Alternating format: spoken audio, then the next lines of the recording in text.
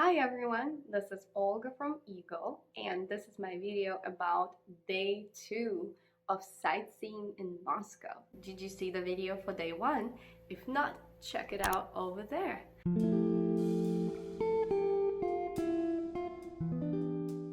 So in the first video, I recommended you to spend a big chunk of time of your day 1 on Red Square. And guess what?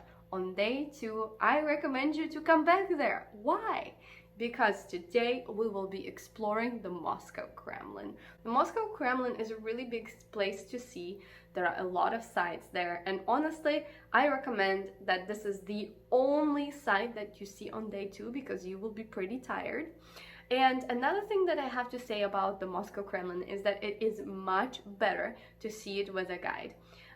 It is really better to hear someone tell you about the things that you are seeing. Of course, you can find the guide for yourself beforehand, but if you don't have one, don't worry. There are plenty of guides just on Red Square who you can hire right away, who will help you get tickets. By the way, you also should get your tickets beforehand, and then you can enjoy the beautiful Kremlin.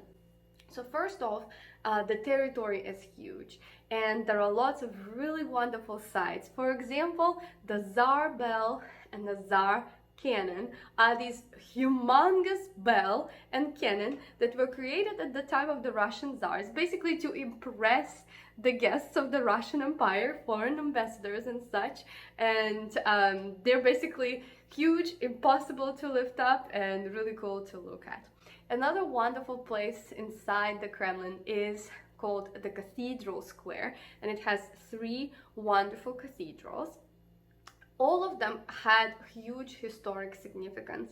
The first one is where all the Russian Tsars, for as long as we had Tsars in Russia, were crowned. So even when Moscow was not the capital of Russia anymore and the capital was in St. Petersburg, the new Tsars would travel all the way to Moscow so they could have their coronation ceremony there. It is a wonderful, beautiful church. Another church has completely different significance, but also huge. It is the burial place of the Russian royal family. All of the Tsars who ruled Russia before Peter the Great are buried there. You know, Peter the Great, he founded St. Petersburg, the new capital, and starting with him, all the Russian Tsars were now buried in St. Petersburg, Peter and Paul's Cathedral. Finally, the last place is the place where we often received ambassadors, had huge councils. It's the place where Catherine the Great had her council for her project of the equivalent of the Russian Constitution back in her day. So also definitely check it out. Finally, the biggest thing to see in Moscow is the Armory.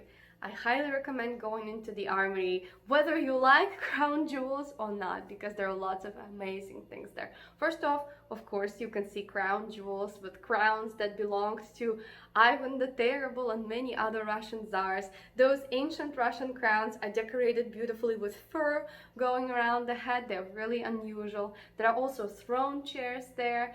There are carriages. There are clothes that belonged to different Russian monarchs.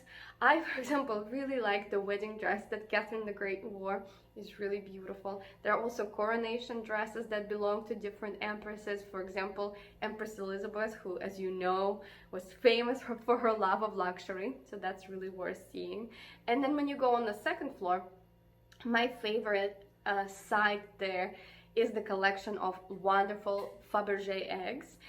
These are the eggs that actually never left the country. You might know that after the Russian Revolution, a lot of the eggs were looted, they were taken abroad, they were sold, and had, changed many owners through the century. But those eggs in the Moscow Armory were always there, and they are beautiful. My favorite egg is called Moscow Kremlin, so check it out. And finally, if after exploring the Armory you are not too tired of all the splendor of all the precious stones, then there is also another part of it called the Diamond Fund, and that is more focused on diamonds, and I definitely recommend you to check it out if you like jewelry. So I hope you enjoyed this video. I hope now you know what to do at the Moscow Kremlin, and my next video is going to be about day 3 in Moscow. Please remember to give me a thumbs up and subscribe to my channel, and I will see you next week.